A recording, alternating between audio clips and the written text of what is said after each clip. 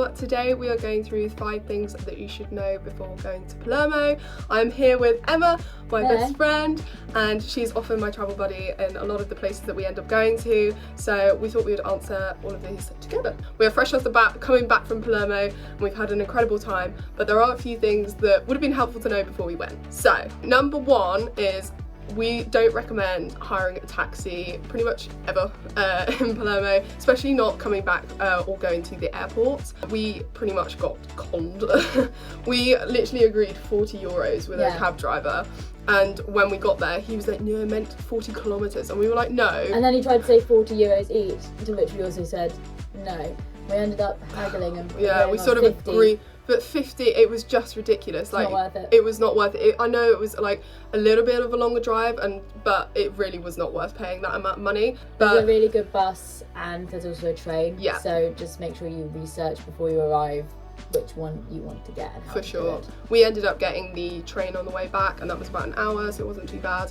And there are definitely a lot of bus links as well, so definitely utilise that and maybe plan that a bit before going. We actually recommend that you, if you can, hire a car, because the public transport isn't the best, as we'll come on to that later, but hiring a car means that the whole of the island is very accessible to you. Don't let not being able to hire a car put you off though, because we found ways around it. I can't drive and we don't have the money between us anyway. I think I have to be 25 anyway to hire a car, so. Number 2. Number 2. If you're doing a short trip, like a little city break, 3 to 4 days like we did, then we recommend going to Palermo, as it is quite a good little city. It only takes a few days to walk around, if that. We kind of did it in one day. Yeah, and we did a whistle stop tour, which was stressful. Yeah, it was busy, but we did it. But there's also a lot of day trips if you have a few extra days, like, you know, we went to Agrigento. Where else did we go to? We went to Mondello, we went to Cefalù. So there's a lot of things that you can do if you have extra time. And Palermo is really pretty, but actually Cefalù was gorgeous. Yeah. We never did get to see a lot of it. And Mondello Beach is where you want to be anyway, so you've got to go to those regardless. So there's another city on the island of Sicily called either Canti or Cantania, we've forgotten. But it's near Taormina, which is where Mount Etna is, and that is somewhere I really wanted to go, but we didn't have time this time, and it is right on the other side of the island, which I didn't quite realise before we went. It's quite a distance, especially if you don't have a car. I pretty much didn't see any transport links there, and I think it's more of an activities hub, so if you do want to hike up the mountain, then that is the place to go. And also Taormina is meant to be absolutely stunning, but again, if you've hired a car, it's doable. And there are day trips, but they're expensive. I think a day trip to Taormina and the Mount Etna was about 89 euros. Yeah. And it's an 11-hour long day. So maybe not. We'll save that till next time. Yeah, save it for next time. But you were saying that, you know, you could split the trip. Yeah, for sure. You could. Yeah, you could definitely do like a few days in one city and a few days in another. But again, got to be planned for before. So point number 3 is that the public transport is limited and quite slow. We found that trying to get somewhere that was, say, like half an hour away was going to take like 2 hours. So Cefalù, for example, I think it's like a half an hour, 45-minute drive, but it took us 2.5 hours to get there or something ridiculous, which is fine. And you just need to be able to factor that into your day, that's all, and just make sure that you're prepared to sit on public transport for a while. It is worth it though. I mean, Agrigento took us 2 hours to get to, and that was the best day by far. That was amazing. That was really worth it. But that was probably one of the quicker trains that we got, I reckon. But there was a lot of things that were just a little bit slow, but that's like fine at the end of the day. But again, it's just something to be aware of if you're planning your time in Palermo. Number 4, just be on top of your public transport tickets. They do have a lot of checkers, people going around like checking your tickets and things. So like at the train station, making sure that you get the like right ways and things, and also making sure that you have to like stamp your train ticket, don't you, before. They're very helpful if you ask. They don't offer, I think, especially as we were going off season, it's not, we were some of the only tourists there, at least English wise.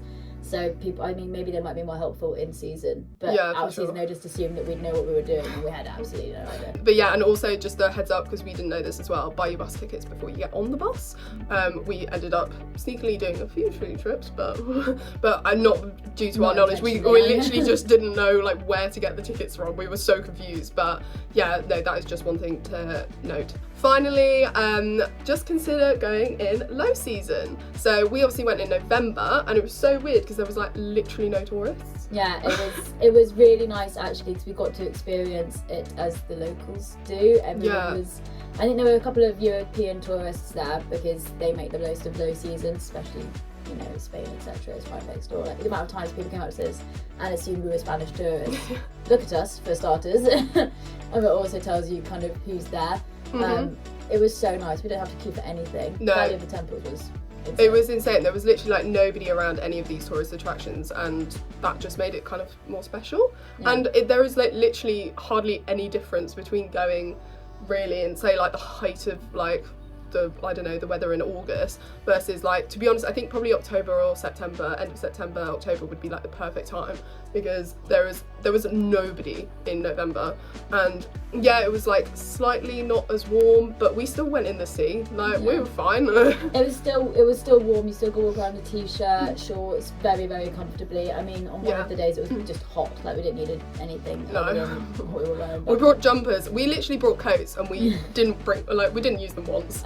But yeah, just take a small jumper or something. Yeah, for you'll sure. be fine. And that's literally the only difference. Literally. So yeah, that wraps up our 5 things to know before going to Palermo. We thought we'd add on a little bit extra at the end and show you all the little souvenirs that we got as well, because they're actually really special and quite cute. So yeah, let's go and grab those. So this is a massive table mat for 6 people. And I just saw it and fell in love. I kind of want to use it as a picnic blanket because I think it's really cute, but this is a really Sicilian print. So I saw it and was immediately like, I love this. Don't know how I got it back, to be completely honest, as I only had a rucksack, but here we are. It's here, it made it, so I'm happy. Oh, mate, I cannot be off. So the place where we got all of these things from was actually, I think, probably a very unique tourist shop, because a lot of them were quite, you know, the classic sort of souvenir shops, but this one was actually quite special, I found. So we got quite a few things. Obviously got postcards. Do you get postcards from that? I did. It's in my bag. It's packed, but it's like hers. Exactly like that. Just normal basic postcards. Everything came in this lovely wrapping as well, which I thought was really cute. So we got little bowls. Mine says Palermo.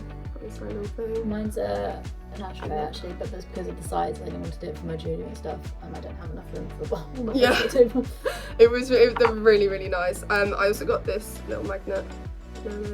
Got like the fruit and stuff. It's all like made in Italy as well, which is really cute. And then finally, as I always do, I collect a shot glass from every place that I go to. So I got a Sicilian one. It's got Palermo on it somewhere, and Ciao. Has it got Agrigento? Nope. But still, like, it's really, really pretty and really nice. Yeah. Anyway, thank you guys for watching. I hope you enjoyed this, and I'm sure we will both be back on another adventure very, very soon. So yeah, see you then. Like and subscribe. Bye.